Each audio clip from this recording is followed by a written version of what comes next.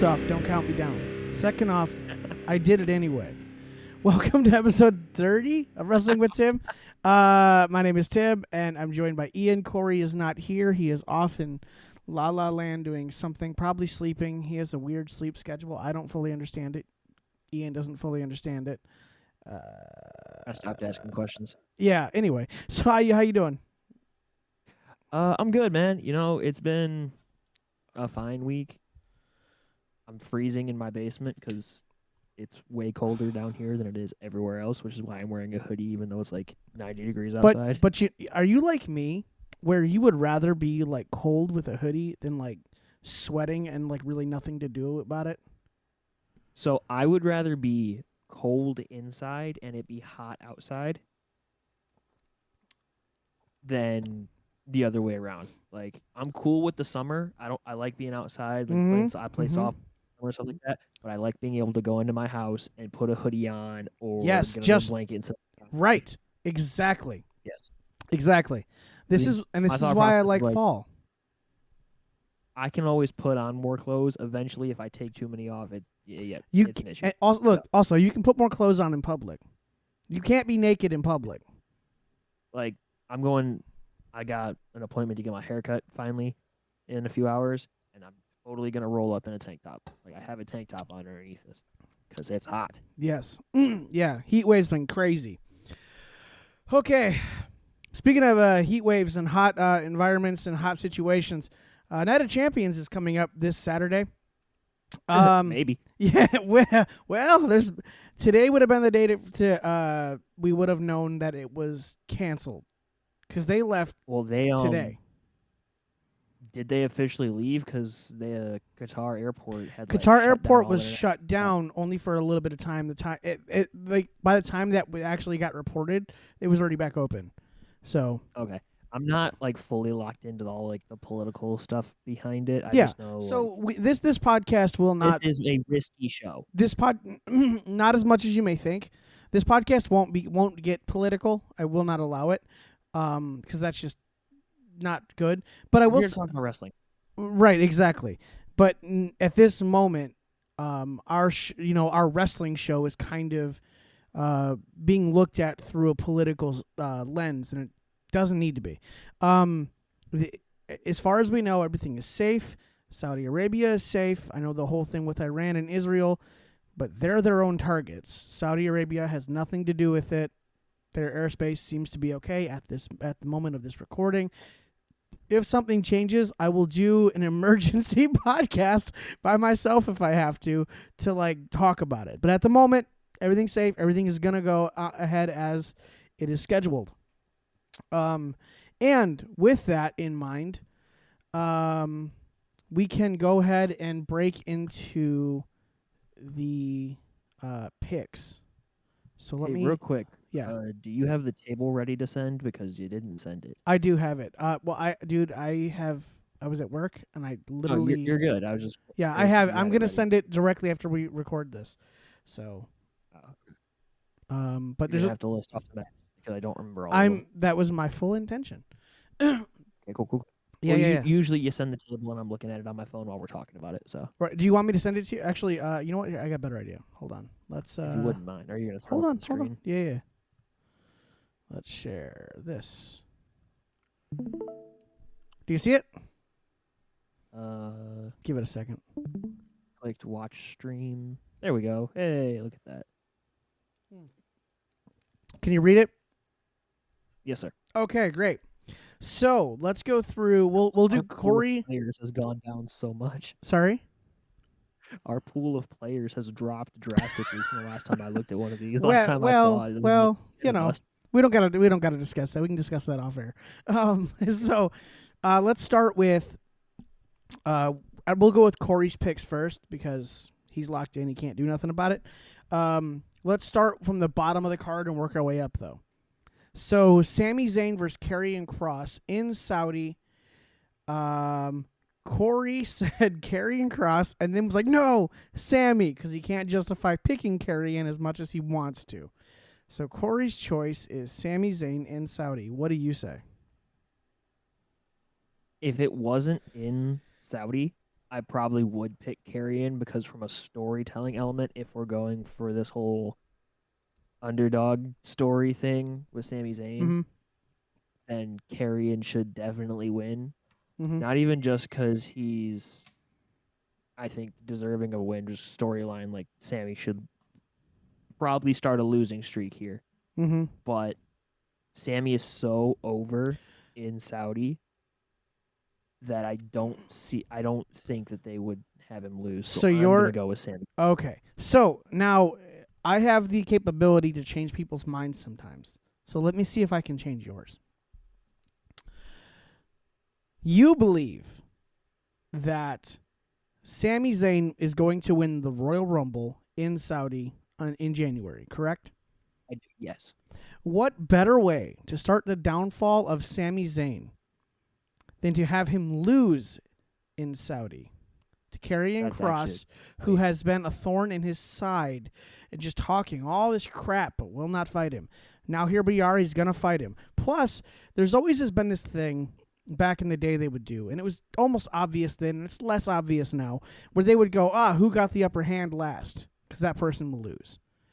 And I don't want to say that's part of a thing, but the person who got the upper hand in their encounter this past Monday on Raw was Sami Zayn, who just had enough and just slapped him and then said, our match is official. Therefore, Yeah.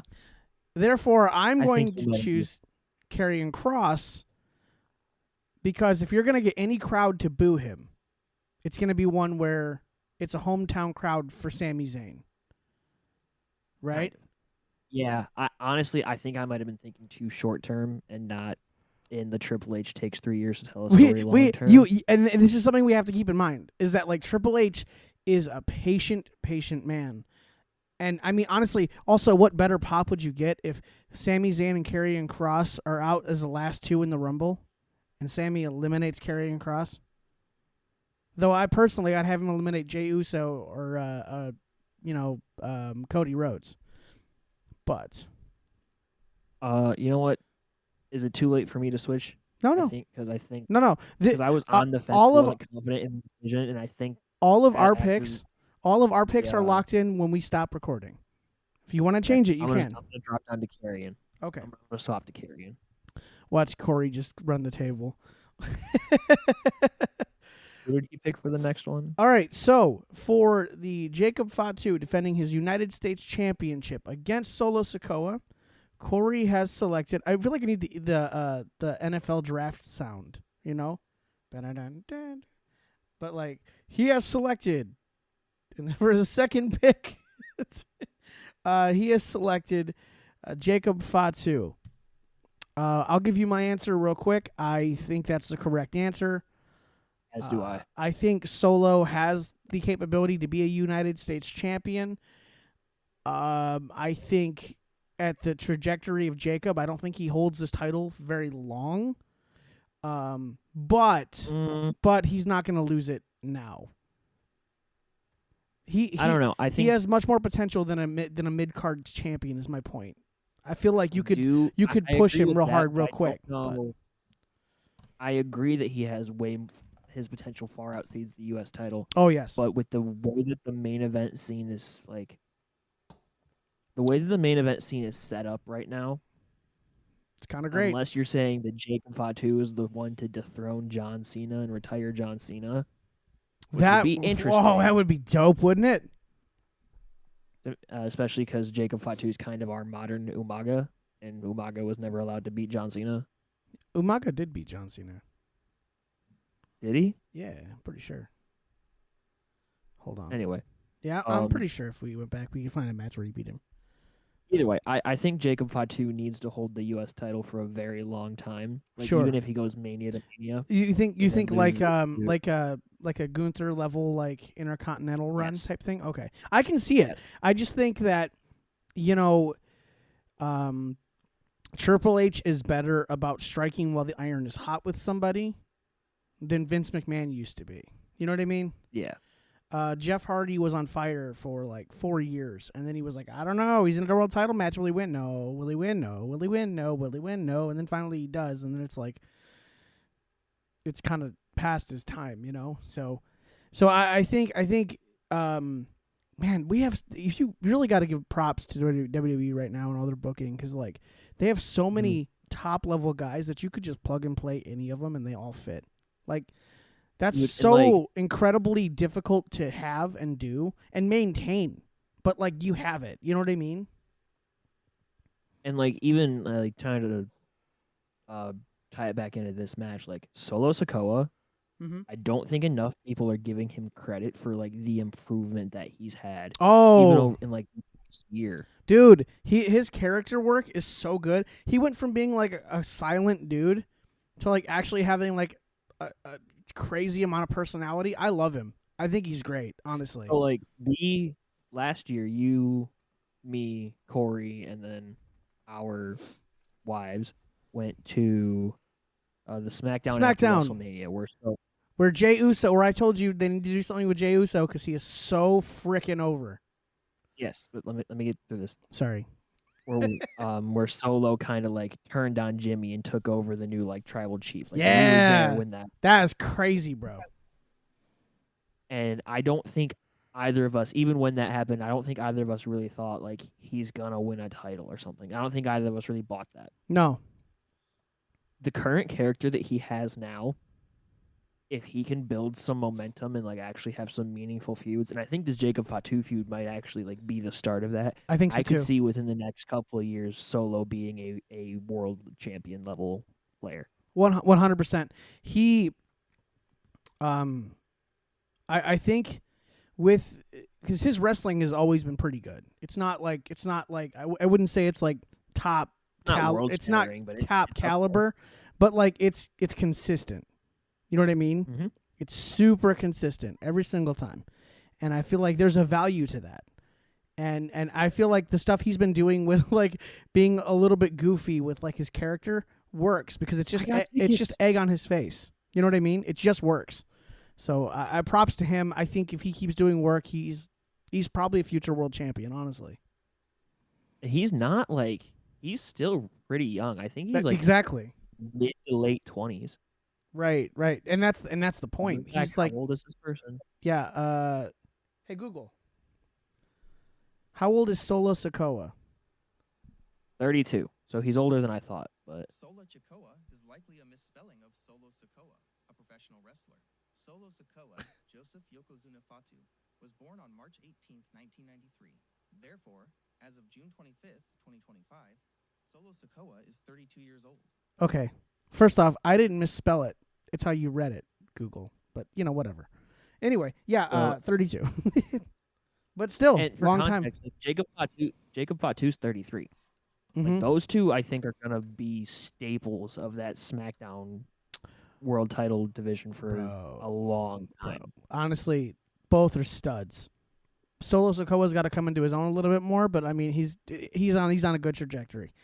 Before we go down the pipeline of all the Samoans and all these things, let's move on to oh, actually, real quick though, I want to touch on this. Hikuleo finally debuted on Main Event last He week. did? He did last week. No. So I was actually going to bring him up because there's rumors that he might be debuting. yeah, which is hilarious because if he does, That means this Solo whole will match win. could be ruined. So who knows? We'll see. But Speaking of stuff that was rumored to be happening, the AJ Styles Dominic Mysterio match that was supposed to happen. yes, Dom is. We're not sure if it's real or story is injured. So There's people speculating that one of the two of them decided that they weren't comfortable going to Saudi, and so they postponed this match. yeah, I mean, Rumors were go that ahead. this is where the Finn Balor turn was supposed to happen. Man, it could happen at Saturday night's main event. That'd be cool. Yeah. All right.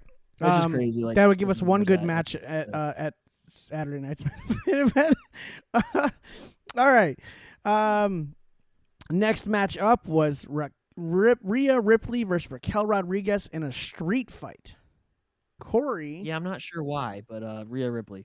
Kory decided he would pick Rhea Ripley. Yeah, I'm not quite sure why this match is on Night of Champions, but Uh you huh. know. You know, Especially I because like they're doing Tiffany and Nia in a last woman standing match on SmackDown the night before, yeah also in yeah. Saudi. Why is your women's champion not defending her I title at Night of Champions? can I just tell you my fear at of having women wrestlers at night of at like in Saudi. Hmm. My fear, because they always wear the onesies, because they have to, right? My fear is that they're gonna do something stupid in this match that is going to rip one of them. Like, Uh-oh. right, and I don't know what if like they start stoning people immediately or how this works. I know, it was awful, but I just I don't know what happens. You know what I mean? And that I have a big fear of that, honestly.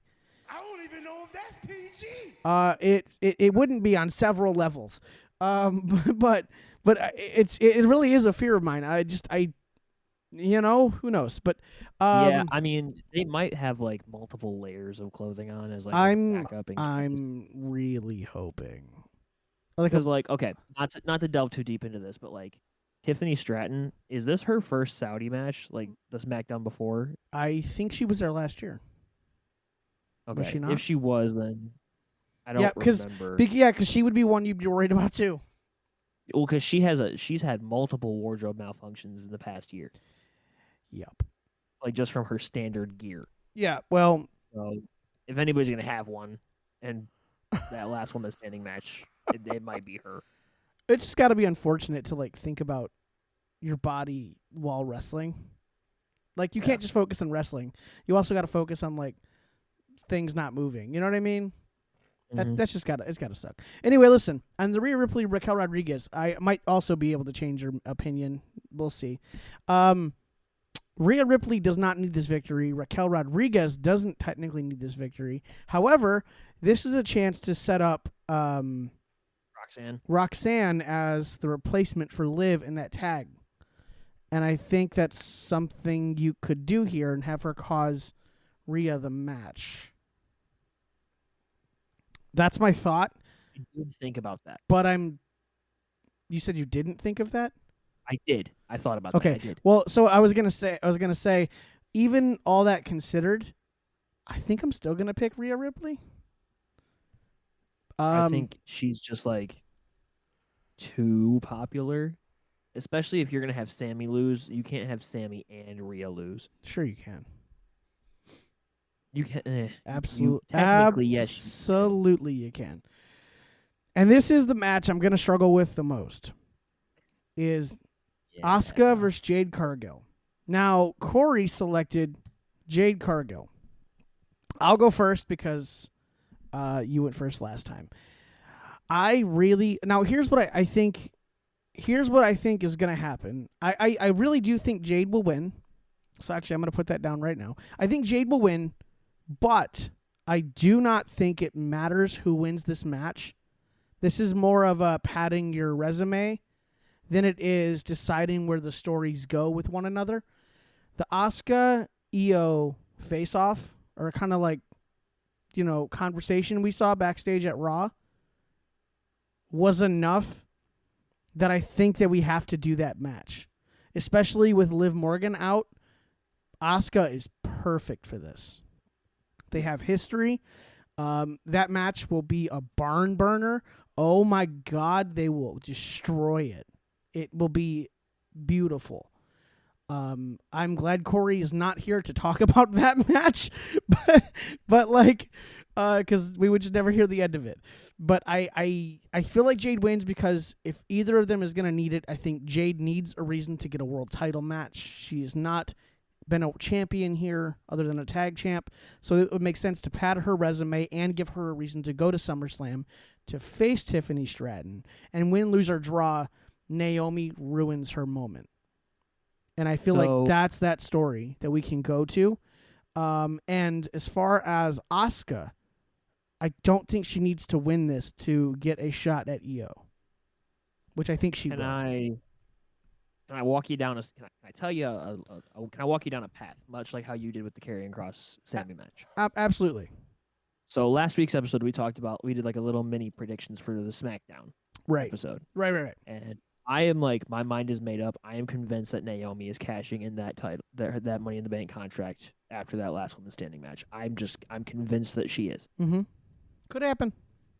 Which So, which makes Friday- more sense that Jade would win. hear me out. Uh-oh. Naomi cashes in Friday night. Mm-hmm. Saturday, it is the Cargill Asuka match. Cargill looks like she has the match won. Naomi comes down to distract, allowing Asuka to hit that Empress Impact move and win. Okay. That guarantees the Io Asuka match. Mm-hmm. Cargill now has a claim Mm-hmm. that she can be like, but Aldis, she screwed me out of my match. Right. Bianca can come back and argue. They'll do a number one contenders match that Naomi will ruin that again. Mm-hmm. So we won't get the full Jade Bianca match. It'll be Sure. like a SmackDown match that lasts 5 minutes. Thus, you get the big 3 triple threat at SummerSlam. Yeah. That is where I think. we are going. I you know what? And I think that's great. I think if I think it's maybe a little congested for booking, but I can see it. I can completely see the vision. So I that's where I think we're going. So I'm gonna pick Asuka. okay. I think we both can agree either way. These paths are both leading in the same directions. No matter who Yeah. wins this match. That's why I said it to begin with. I don't think this match matters as much as we think it does. It's just padding a resume. And if you're going to do it for somebody, I say you do it for Jade Cargill.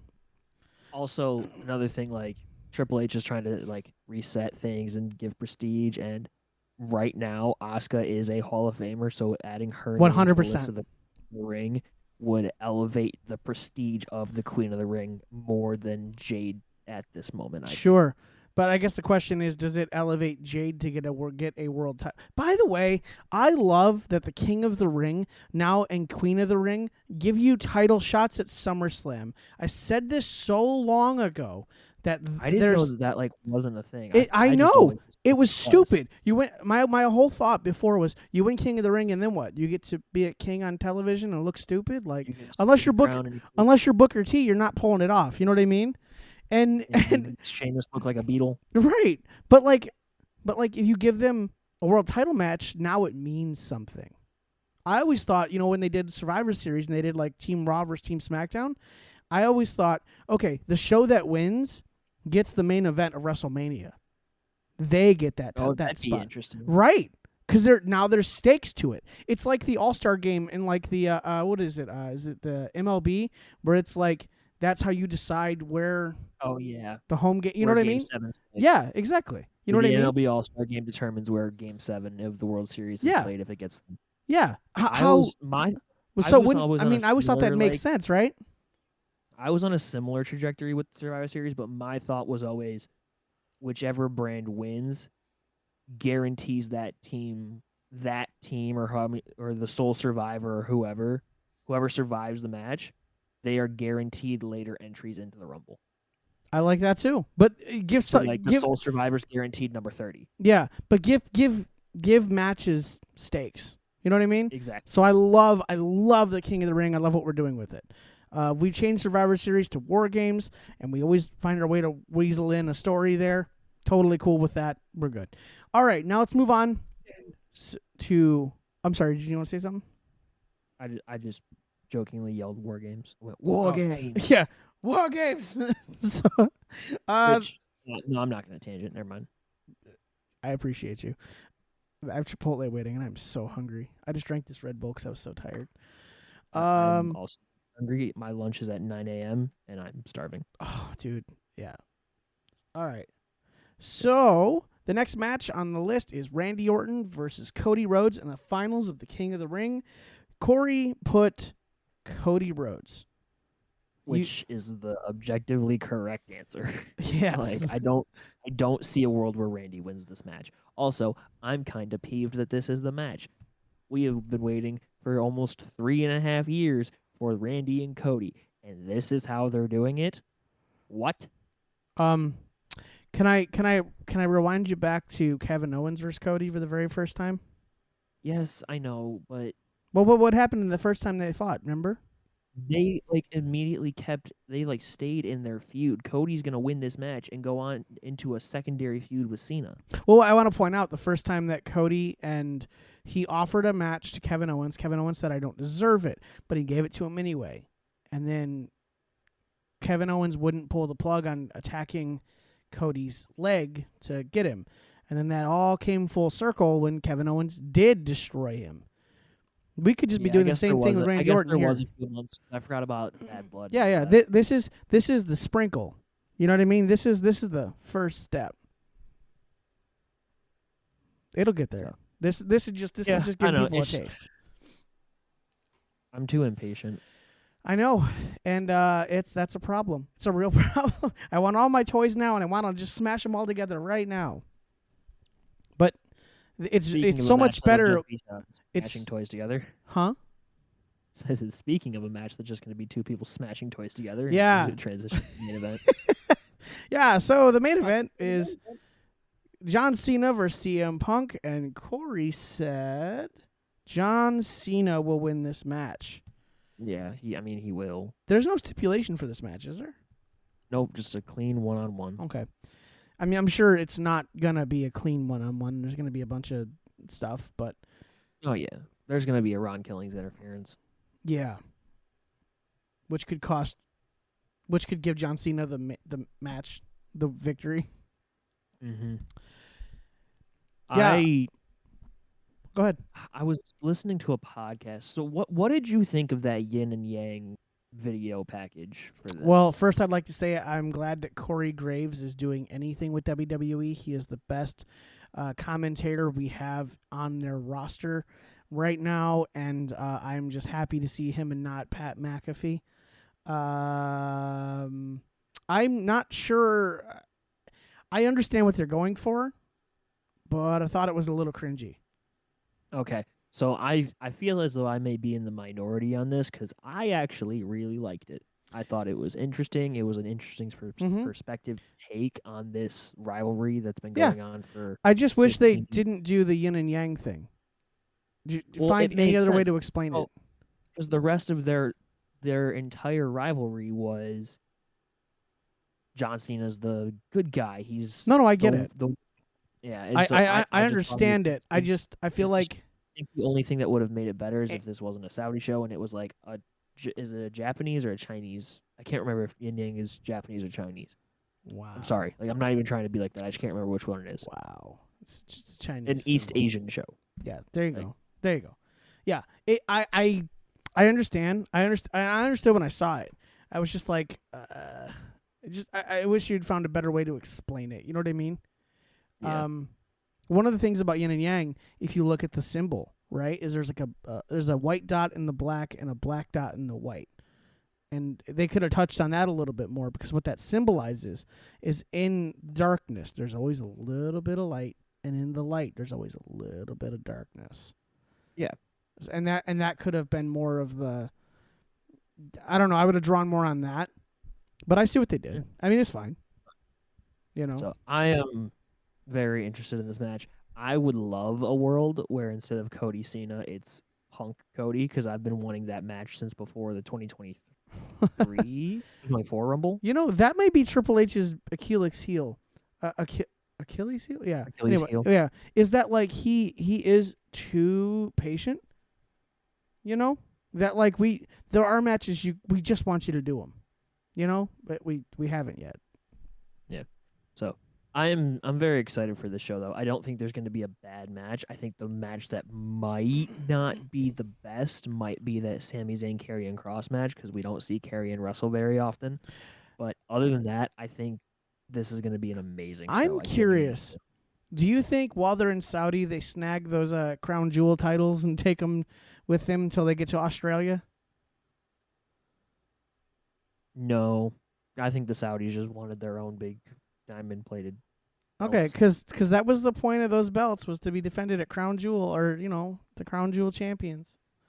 So yeah, I think that whole thing was a one-off.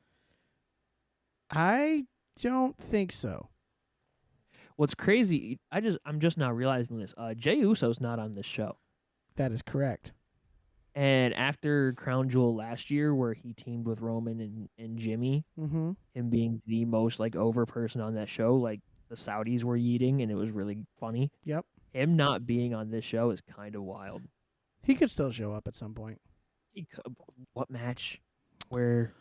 I guess it depends. Honestly, the whole show depends on how everything goes. Because he's actually gonna be there, right? He's gonna be at SmackDown even if you don't see him, right? Like how do you Be a not dark have match. him in Saudi? You know what I mean? Yeah. How do you Unless he's, like unless he's one of those people that decide not to go, because they do give their wrestlers, they do give the wrestlers the option to not go to Saudi. they don't get bonuses for going anymore? Yeah. So that was maybe strange. their opinion to go and not go means less now. I'm just or they're speculating. more incentivized to stay home because, well, I'm not getting any extra bonus. Right, maybe. But here's my thought: is he's so frickin' over. I'd put him on every show. You know, like I mean, the crowd eats it up every single time. Have you ever seen before Jey Uso the crowd ask for more of someone's like entrance because it had so much aura? I am so over that shtick. Jey Uso's entrance lasts longer than most of his matches, and I'm so done with it. Yeah, well, I mean, think of it like it's just crazy that he it's sustained sustained this long though. It's kind of wild. Brother, get to your point.